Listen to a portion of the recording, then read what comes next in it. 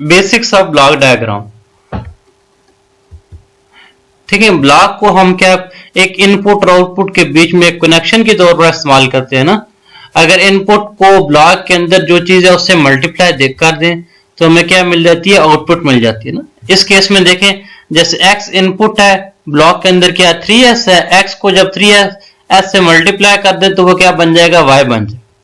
यही लिखा हुआ है 3s into X is equal to Y. ठीक है, जो भी चीज इनपुट के रास्ते ब्लॉक में से गुजर के आउटपुट की तरफ जाती है तो ब्लॉक के अंदर जो भी गेन होता है उससे मल्टीप्लाई हो जाती है। ठीक है, जब किसी भी ब्लॉक को सॉल्व करते हैं तो ये वाली जो अंदर एक ब्लॉक अगर आ जाए तो उसके अंदर जो चीज होती है वो सिस्टम का गेन या ट्रांसफर फंक्शन होता है। अब देखिए ना, इस केस में x उधर जाके डिवाइड हो जाएगा तो y of s over x of s क्या बना, 3s। y क्या आउटपुट, x क्या input, y over x is equal to 3। तो ये चीज क्या बन गई, सिस्टम का ट्रांसफर फंक्शन। तो ब्लॉक डायग्राम का मेन मकसद भी यही होता है कि आप से पूरे सिस्टम को एक ब्लॉक से रिप्रेजेंट करें। समिंग पॉइंट क्या होता है, देखिए समिंग पॉइंट वो होता है जहां दो या दो से ज्यादा कनेक्शन आपस में ऐड अप हो रहे होते हैं या सब्ट्रैक्ट हो रहे होते हैं, उनके ऊपर ऐड या सब्ट्रैक्ट हो रहे हो ना। जैसे यहाँ पे y ऐड हो रहा है, x भी ऐड हो रहा है और z सब्ट्रैक्ट हो रहा है, तो आउटपुट क्या बनेगी, x plus y minus z। तो इस पॉइंट को हम समिंग पॉइंट कहते हैं। टेक ऑफ पॉइंट वो होता है जहां से हम एक इनपुट निकाल रहे होते हैं सिस्टम में से। देखिए यहाँ ये इनपुट आ रही है, आपने यहाँ क्या किया, इसको दो हिस्सों में कन्वर्ट कर दिया, यहाँ से एक और नया कनेक्शन निकाल लिया। तो जिस जगह से एक और नया कनेक्शन निकालते हैं उसको हम टेक ऑफ पॉइंट कहते हैं। इसी तरह फॉरवर्ड पाथ, देखें जो इनपुट से आउटपुट की तरफ जाने का रास्ता है वो क्या, फॉरवर्ड पाथ। देखिए ना, वैसे भी इनपुट का मकसद क्या होता है, डिजायर्ड वैल्यू पर सिस्टम को पहुंचाना। तो जो सीधा सीधी चीज इनपुट से आउटपुट की तरफ जाएगी वो तो वो सीधे रास्ते पे जाएगी ना, जो वापस आएगी वो बैकवर्ड पाथ होगा, फीडबैक पाथ होगा। ये जो आउटपुट का कुछ हिस्सा उठा के हम इनपुट पे वापस दे दें तो उसको हम क्या कहते हैं, फीडबैक पाथ कहते हैं। कुछ रूल्स चेक करते हैं, 8 रूल्स चेक करते हैं जो ब्लॉक डायग्राम की रिडक्शन के लिए जरूरी है। ठीक है, सबसे पहले नंबर पे देखते हैं, अगर दो ब्लॉक्स गेन्स आपस में सीरीज में हो तो क्या हो। देखिए R इस केस में इनपुट है और C क्या है, आउटपुट है। ठीक है, दरम्यान वाले पॉइंट को हमने R1 कह दिया। अब देखें R जो G1 में से गुजरती है तो G1 से मल्टीप्लाई हो जाती है तो वो क्या बन जाता है, R1।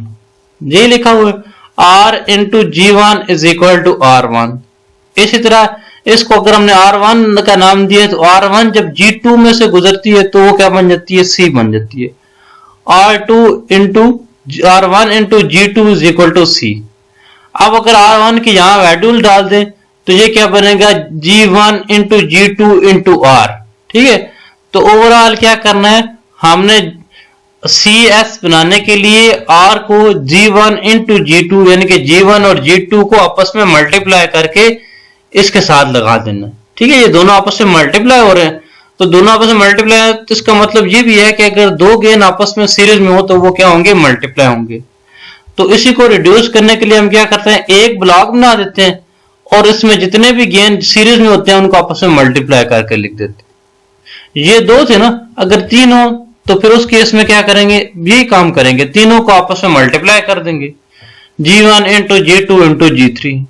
सही है, लेकिन एक मसला है, अगर तीनों के बीच में कोई कनेक्शन निकल रहा हो ना, ये वाला कनेक्शन निकल रहा हो, तो फिर G1 और G2 तो आपस में सीरीज में होंगे लेकिन G3 उनके सीरीज में नहीं होगा।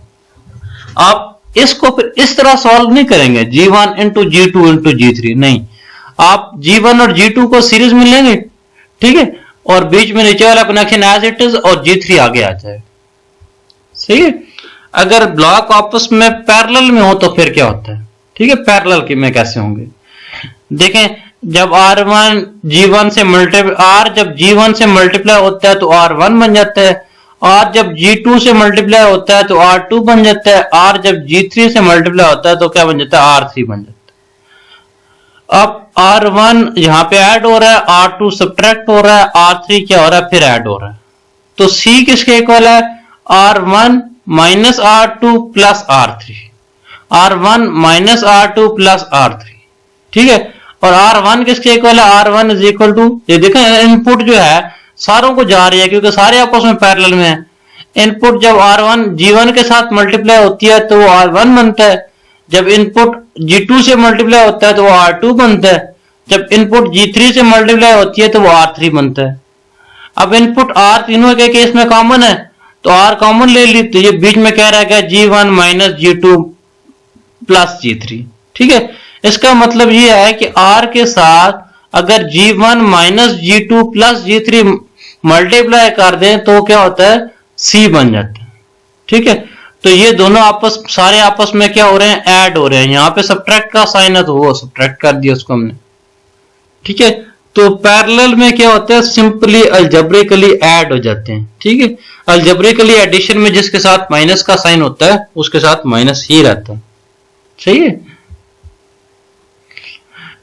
जब पॉजिटिव और नेगेटिव फीडबैक को कैसे सॉल्व करते हैं ये चेक करते हैं ना, एलिमिनेशन ऑफ फीडबैक। अब देखिए ये वाला हिस्सा ये फीड फॉरवर्ड है और ये क्या है, फीडबैक है। फीडबैक दो तरह से हो सकता है, पॉजिटिव हो सकता है या नेगेटिव हो सकता है, ठीक है।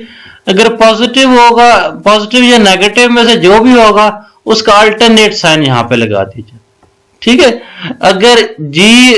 अगर नेगेटिव फीडबैक है तो G ओवर 1 प्लस GH, अगर पॉजिटिव फीडबैक है तो G ओवर 1 माइनस GH, ठीक है। अल्टरनेट साइन लगाया जाता है। इनका प्रूफ देखते हैं किस तरह होता है। पहले एक फीडबैक को लेते हैं फिर दूसरे को लेते हैं। जैसे नेगेटिव लिया ना, ये देखिए ये चीज यहाँ पे नेगेटिव माइनस के साथ है ना, तो नेगेटिव फीडबैक है इस केस में। नेगेटिव फीडबैक को कैसे सॉल्व करते हैं वो देखते हैं ना। अब देखें R इस केस में इनपुट है, C इस केस में आउटपुट है, बाकी जितनी भी चीजें लेंगे वो सारी अजम्पशन होंगी, ठीक है।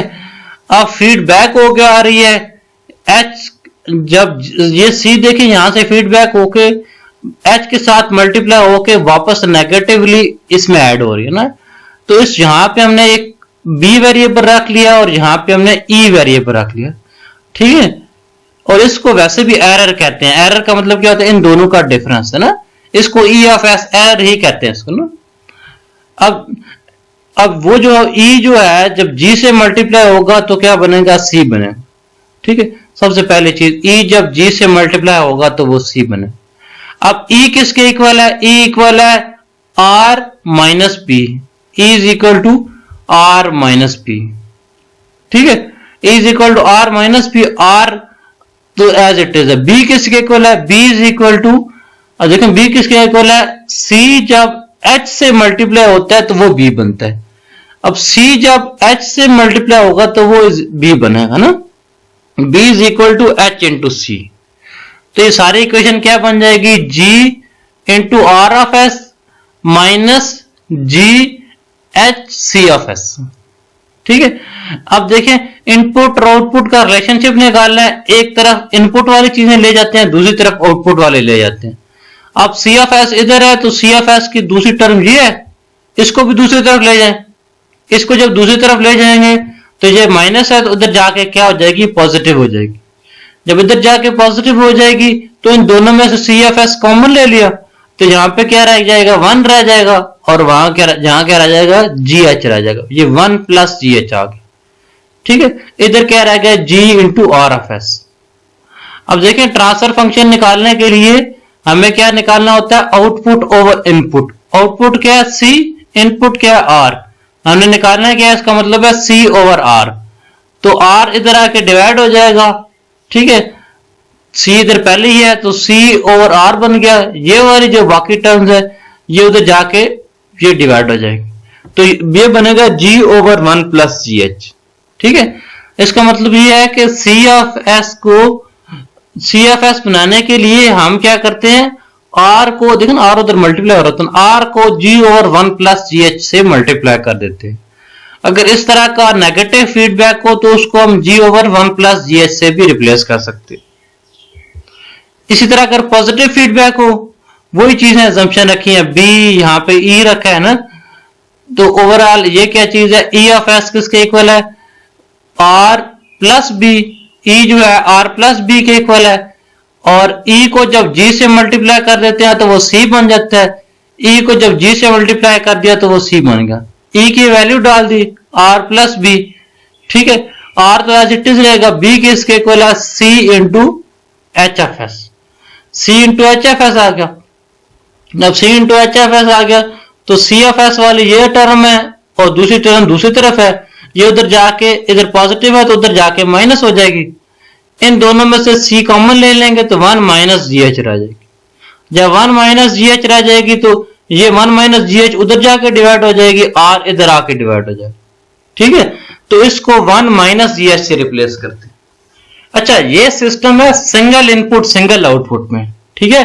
अगर मल्टीपल इनपुट मल्टीपल आउटपुट हो तो इसमें यहां 1 माइनस जी एच की बजाय आई माइनस जी एच करते हैं, यहां आई प्लस जी एच करेंगे, इधर आई माइनस जी एच करेंगे, ठीक है, क्योंकि वहां मैट्रिसेस आ जाते हैं जिसको हम आगे चल के डिटेल में देखेंगे। जब मैट्रिसेस आ जाते हैं तो मैट्रिसेस में डिवाइड नहीं होता, उसमें इनवर्स लेके मल्टीप्लाई होता है। तो G इंटू आई माइनस जी एच का इनवर्स, इसी तरह G इंटू आई प्लस जी एच का इनवर्स यहां पे हो, ठीक है। आगे चलते हैं, ये हो गया। अब जो है समिंग पॉइंट को आगे पीछे कैसे शिफ्ट कर देते। देखिए, समिंग पॉइंट को इधर उधर करने से आसान अल्फाज में कोई फर्क नहीं पड़ता, ठीक है। अगर ये वाला समिंग पॉइंट पहले ले आए, पहले वाला समिंग पॉइंट बाद में ले गए, इससे सिस्टम पे कोई फर्क नहीं पड़ता, ठीक है। ये नीचे उसी चीज को सॉल्व करके दिखाया गया कि उससे वाकई कोई फर्क नहीं पड़ता। अब एक और चीज, कोई चीज अगर समिंग पॉइंट से पहले शिफ्ट करनी हो तो फिर, ठीक है। आप देखें, समिंग पॉइंट से है पहले है ये जी जो है, इस ये समिंग पॉइंट है ना, जी समिंग पॉइंट से पहले है, इसको यहां से आगे शिफ्ट करना है ना, ठीक है। इसको यहां से आगे शिफ्ट करना है तो क्या होगा, इसको यहां से पीछे शिफ्ट करना है तो क्या होगा, वो हम आगे देखते हैं। अब देखें, पहले जो है जी इस सारे से मल्टीप्लाई हो रहा है, यानी कि इस सिस्टम के अंदर जो भी चीज है उससे जी मल्टीप्लाई हो रहा है, ठीक है। ये सीधा सीधा आ रहा है, इसके केस में यहां पे जी मल्टीप्लाई हो रहा है, इनपुट के साथ जी मल्टीप्लाई हो रहा है, और दूसरी जो चीज है यहां पे आ रही है इसके साथ जी मल्टीप्लाई नहीं हो रहा ना, यानी कि फर्ज करें इसका नाम एक्स है, एक्स के साथ जी मल्टीप्लाई नहीं हो रहा, आर के साथ जी मल्टीप्लाई हो, ठीक है। अगर इसको यहां से आगे इधर शिफ्ट करेंगे, इस जगह पे शिफ्ट करेंगे, जैसे यहां पे हमने शिफ्ट किया, इधर शिफ्ट करेंगे तो देखें आर के साथ तो पहले ही जी मल्टीप्लाई हो रहा था, कोई मसला नहीं है, लेकिन एक्स के साथ तो पहले जी मल्टीप्लाई नहीं हो रहा था। अब जब आगे आपने शिफ्ट किया तो देखें ना, ये दोनों जब इकट्ठे होके इसी रास्ते बाहर जाएंगे ना, इसी रास्ते बाहर जाएंगे, तो इसका मतलब है आर के साथ तो आपने ठीक किया, लेकिन एक्स के साथ आपने ज्यादती कर दी, क्योंकि एक्स के साथ पहले जी मल्टीप्लाई नहीं हो रहा था, उसके साथ आपने जी जबरदस्ती मल्टीप्लाई कर दिया। तो उसके इफेक्ट को न्यूट्रलाइज करने के लिए यहां हमें क्या करना पड़ता है, जी से डिवाइड करना पड़ता है, ठीक है। यहां जी से डिवाइड करना पड़ता है, क्योंकि यहां जो ब्लॉक सिर्फ आर से मल्टीप्लाई हो रहा था, अगर आगे शिफ्ट करते हैं तो उसने एक्स से भी मल्टीप्लाई होना है। जब एक्स से भी मल्टीप्लाई होना है तो एक्स के साथ, ठीक है, एक मसला हो गया, उस मसले को सॉल्व करने के लिए हमें उससे जी से डिवाइड करके भेजना पड़ेगा। इस तरह इसमें देखें, अगर समिंग पॉइंट यहां से पीछे की तरफ शिफ्ट करना हो, यहां से पीछे की तरफ शिफ्ट करना हो, देखिए पहले आर और एक्स दोनों आपस में ऐड होके इस जी से मल्टीप्लाई होके सी बना लेना, आर और एक्स मल्टीप्लाई होके इसके साथ मल्टीप्लाई होके आगे सी बना लेना। अगर आपने यहां से इसको पीछे शिफ्ट करना है तो आर के साथ तो जी मल्टीप्लाई हो जाएगा, एक्स के साथ क्या करेंगे, एक्स के साथ पहले मल्टीप्लाई हो रहा था, अब नहीं हो रहा, तो अब इससे खुद मल्टीप्लाई करना पड़ेगा, ठीक है। पिछले केस में आपने जबरदस्ती मल्टीप्लाई किया, उसके इफेक्ट को न्यूट्रलाइज करने के लिए हमने क्या किया था, उससे डिवाइड कर दिया था, क्योंकि यहां सिर्फ आर से मल्टीप्लाई हो रहा था, आगे करेंगे तो दोनों से मल्टीप्लाई होगा, दोनों से मल्टीप्लाई होगा तो यहां हमें क्या करना पड़ा, डिवाइड करना पड़ा। इसी तरह अगर आगे है तो दोनों से मल्टीप्लाई हो रहा है, पीछे करेंगे तो फिर दोनों से ही मल्टीप्लाई करेंगे, इधर से मल्टीप्लाई करें और इधर से भी मल्टीप्लाई करेंगे, ठीक है। अब अगर एक कोई गेन है, उसको हमने क्या करना है, किसी भी ब्लॉक से पहले शिफ्ट करना है ना।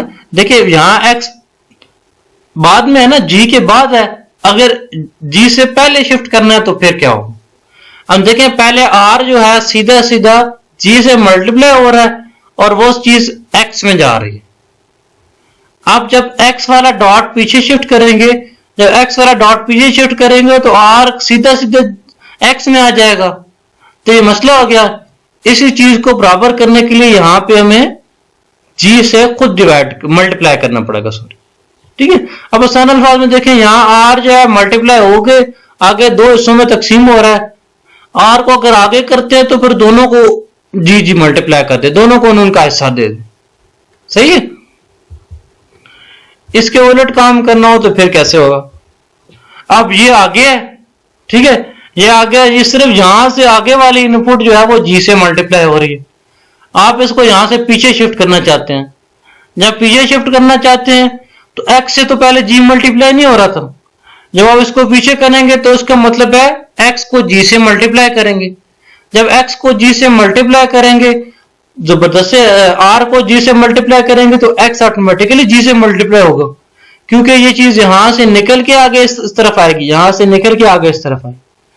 तो इसके इफेक्ट को न्यूट्रलाइज करने के लिए हमें यहां क्या करना पड़ेगा, जी से डिवाइड करना पड़ेगा, ठीक है। ये सारे रूल्स से इसको सारे सिस्टम को हल करने के लिए, ठीक है। आप करंट ट्यूटोरियल को भी सब्सक्राइब कीजिएगा। अच्छा, कुछ चॉइसेस एंड प्रेफरेंसेस देखते हैं ना, क्या क्या होती हैं।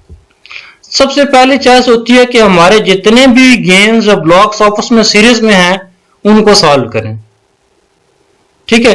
पहली चॉइस के अंदर दूसरी प्रेफरेंस ये होती है कि जितने भी पैरेलल में हैं उनको सॉल्व करें। पहली चॉइस के अंदर तीसरी प्रेफरेंस ये होती है कि जितने फीडबैक हैं, पॉजिटिव या नेगेटिव फीडबैक जो है उनको हल करें, ठीक है। फर्स्ट चॉइस ये है हमारे पास कि पहले आप सीरीज, फिर पैरेलल, फिर फीडबैक को हल कर लें। फिर उसके बाद सेकंड चॉइस के अंदर हम क्या करते हैं, समिंग ऑर्डर को एडजस्ट कर देते हैं, ठीक है। समिंग पॉइंट को आगे पीछे शिफ्ट कर देते हैं, वो जो है रूल जो टेक ऑफ पॉइंट है उनको आगे पीछे शिफ्ट कर देते हैं। ये रिक्वायरमेंट के मुताबिक सेकंड चॉइस इस्तेमाल होती है। इसमें जो प्रेफरेंस है वो सारों की सेम है, मतलब जो जो जरूरत पड़ती है आप वो साथ इस्तेमाल करते जाते हैं।